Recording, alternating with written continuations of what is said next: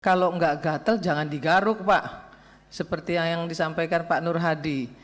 Saya paham betul Bapak harusnya ngomong seperti itu di Waalaikumsalam wabarakatuh. Pimpinan Komisi 9 yang saya hormati, kawan-kawan Komisi 9 yang saya cintai dan banggakan, mitra kerja yang hadir pada kesempatan siang hari ini yang saya hormati.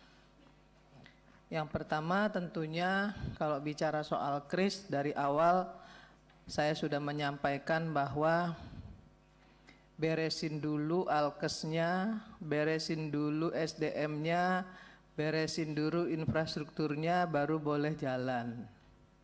Itu yang pertama. Apalagi terkait dengan tarif. Ya, ini mau tarifnya naik atau turun atau bagaimana ini kan belum jelas. Jadi jangan dijalankan sebelum tarifnya jelas.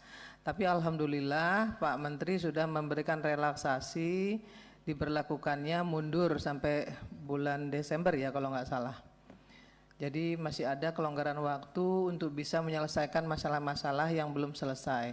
Saya paham bahwa apa yang dimaksud oleh Pak Menteri, 1 kamar 4 bed itu pasti niatnya untuk kebaikan, ya, untuk kebaikan sehingga masyarakat yang berobat, yang rawat inap itu enggak berdesak-desakan, yang kemudian malah saling menularkan satu sama lain.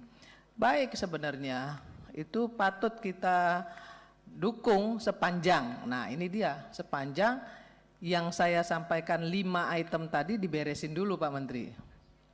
Nah itu satu. Nah yang kedua, saya mau ngomong lagi soal kalau nggak gatel jangan digaruk Pak. Seperti yang disampaikan Pak Nur Hadi. Saya paham betul Bapak harusnya ngomong seperti itu jangan di publik. Kalau di universitas misalnya, di orang-orang yang pengetahuannya sudah lebih bagus, pasti mereka tahu sisi positifnya. Kalau orang lingkar pinggang di atas itu obesitas. Kalau obesitas tentu banyak penyakit. Kalau banyak penyakit ya pasti menghadap Tuhan lebih cepat. Sebenarnya itu intinya. Tapi nggak semua masyarakat paham itu Pak. Gitu. Jadi Bapak kalau nggak gatel jangan digaruk. Ngomongnya jangan yang seperti itu. Walaupun sebenarnya maksudnya baik loh ya, baik karena obesitas tuh nggak bagus. Saya salah satu contoh obesitas loh. Saya itu makan aja, saya kadang-kadang bilang saya minum aja kok berat badan saya nambah gitu. Ya jadi kadang-kadang pinggang sakit, masuk angin lah segala macam. Memang orang obesitas itu banyak sekali keluhannya gitu. Tapi jangan kalau nggak gatel jangan digaruk ya Pak ke depan Pak, karena itu bikin gaduh dan membuat Bapak jadi perbincangan se-Indonesia, makin viral, ngetop banget nih Budi Gunadi Sadikin ya. Jadi itu atau kata Bu Kurniasi pengen dipiralkan, enggak juga lah ya. Saya yakin sudah banyak perbaikan tata kelola rumah sakit yang dilakukan beliau. Dan saya terus terang mendukung penuh bagaimana beliau melakukan perbaikan di tata kelola, karena selama ini jeruk makan jeruk, banyak yang tidak terselesaikan, banyak yang tersembunyi, termasuk PPDS, perundungan, bullying, kemudian malpraktek dan lain sebagainya diberesin. Menurut saya itu good lah ya. Nah kemudian sebelum lebih lanjut saya bicara soal KRIS ini Pak, perlu mungkin Bapak mendapatkan informasi penerimaan publik nih terhadap perubahan manfaat dan iuran JKN. Dan ini terkait iuran nih Pak ya, mesti dicek kembali. Kemudian tarif RS di sini ada di nomor berapa nih? Tarif rumah sakit belum sesuai dengan nilai ekonomi, keekonomian, kenaikan inflasi, UMKM, pajak dan lain-lain perlu ditinjau 2 tahun sekali. Bagaimana IDRG ini dari tantangan pelayanan kesehatan di rumah sakit swasta. Nah, saya ingin juga sampaikan nih soal yang meningkatnya kasus pending claim setelah diverifikasi oleh verifikator BPJS sehingga mengganggu cash flow. Pernah nggak sih ini kawan-kawan rumah sakit nih berpikir kalau kalian juga banyak fraudnya? Kenapa diverifikasi ulang? Karena banyak bohongnya, banyak manipulatifnya, banyak loh, jangan salah. Tadi Pak Nur Hadi bilang 10 hari dipulangin, enggak 10 hari, 3 hari. Rawat inap udah disuruh keluar kok sama rumah sakit, nanti habis itu baru 2 hari kemudian boleh lagi datang, tarifnya 2 kali itu SDGs-nya. Justru itu merugikan BPJS Pak, bukan menguntungkan BPJS, salah loh. Itu menguntungkan rumah sakit, 3 hari keluar, habis itu 2 hari kemudian boleh lagi masuk. Ini kan akal-akalan rumah sakit. Ya, kemudian diagnosa, ya masuk UGD, terus disuruh rawat inap. Kalau nggak ada, ya suruh keluar lagi, masuk lagi. Emangnya kita nggak tahu? Kita tahu juga nih permainan rumah sakit. Rumah sakit juga jangan merasa apa namanya semua salah BPJS. BPJS ini udah sangat menguntungkan rumah sakit loh. Kalau nggak ada BPJS piye? Ya toh? Jadi rumah sakit juga perlu memperbaiki diri. Kenapa ada double checking? Karena banyak fraud. Nah, saya minta dengan BPJS nih, Prof Gufron.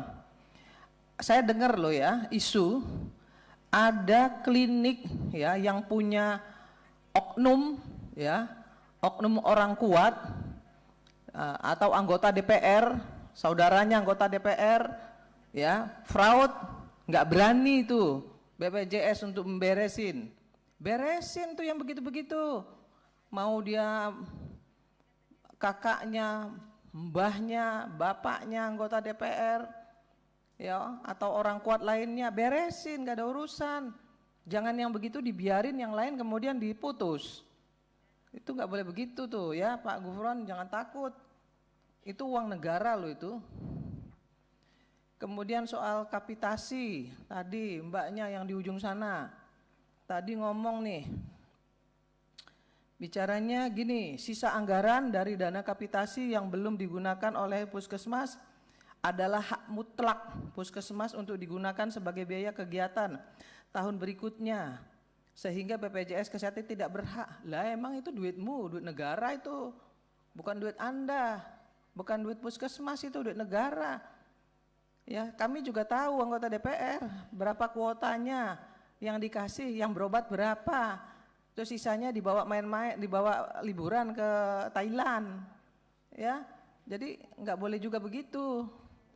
Itu uang negara, sesuai dengan kapitasimu, sesuai dengan orang yang datang ke tempatmu. Ya kalau memang itu nggak terpakai ya balikin ke negara.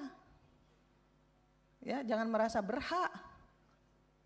BPJS itu bukan hak BPJS, itu hak negara, uang rakyat itu. Ya, kemudian soal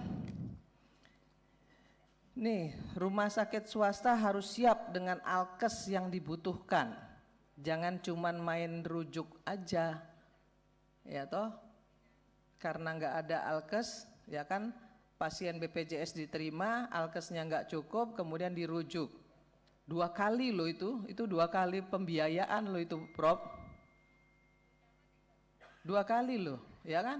Diterima nih di puskesmas kan udah tarif tuh. Kemudian nggak cukup kan, alatnya kan dirujuk lagi ke rumah sakit mana. Nah itu kan juga udah 2 kali kapitasinya, udah 2 kali tarifnya tuh. Nah makanya Kementerian Kesehatan harus melengkapi alkesnya puskesmas. Nah kadang-kadang puskesmas ini dokternya juga jam 10 datang, jam 11 pulang, jam 12 pulang.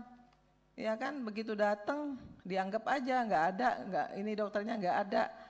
Kemudian dirujuk. Kenapa? Nggak ada yang nanganin. Nah, tapi walaupun nggak ditanganin karena sudah masuk ke dalam puskesmas, sudah di stetoskop, ya, sudah dicek apa namanya ininya tekanan darah, udah dapat tuh kapitasinya. Nah, rujuk lagi, bayar lagi. Ini kan sama aja menggarong pemerintah ini. Yang begini-begini benerin dong. Jangan semuanya nyalahin BPJS. BPJS ini juru bayar, ya, bukan duitnya dipegang oleh BPJS. Jadi harus paham juga nih rumah sakit. Jangan cuman bisa bilang apa namanya harus begini, harus begitu. Rumah sakit ya harus siap kalau mau melayani pasien BPJS juga harus siap alkesnya. Kalau nggak siap ya jangan kontrak dengan BPJS lah. Ya banyak kok puskesmas klinik-klinik yang lengkap. Kalau nggak lengkap tapi kontrak dengan BPJS itu sama aja ngabisin anggaran BPJS itu. Nah, kemudian ya udah, ini klinik yang koruptif tadi saya sudah sampaikan juga. Nah, saya kira Pak Menteri harus segera menyiapkan seluruh ya yang pernah direkomendasikan Komisi 9 agar KRIS ini bisa berjalan, Pak Menteri. Ya, saya paham betul bahwa akses pelayanan publik harus jauh lebih baik lagi. Sekarang sudah baik loh ya, tapi harus lebih baik lagi. BPJS juga sekarang ini udah baik banget. Saya tuh selalu kalau ke rumah sakit selalu wawancara. Saya wawancarain ya. Ada yang bilang katanya pasang ring hanya boleh 1. Bohong, orang saya wawancara langsung kok dengan pasien di rumah sakit sampai 3, 4 juga masih di cover kok sama BPJS. Luar biasa. Jadi kita harus sama-sama duduk bareng gitu, jangan saling menyalahkan, saling support.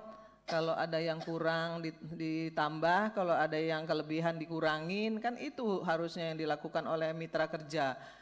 Masalahnya teman-teman ini kan semuanya berkecimpung di satu profesi yang namanya akses pelayanan kesehatan, gitu ya. Jadi rumah sakit juga jangan nyalain BPJS aja, wong banyak yang korup kok, ya banyak yang klaimnya nggak bener, diagnosisnya juga salah gitu ya, terus mintanya gede gitu juga banyak. Kalau kemudian BPJS melakukan verifikasi wajar-wajar aja. Kalau sampai bilang cash flow-nya terganggu, enggak juga lah. Ya itu juga ngecap itu kalau sampai bilang terganggu dan lain sebagainya, kecuali kalau yang enggak dibayarkan itu lebih dari 50% gitu, oke lah terganggu. Kalau cuma 10% enggak terganggu lah itu, ya enggak usah berlebihan juga lah ya. Dalam rangka melayani kebutuhan akses pelayanan publik. Download Tribun X sekarang, menghadirkan lokal menjadi Indonesia.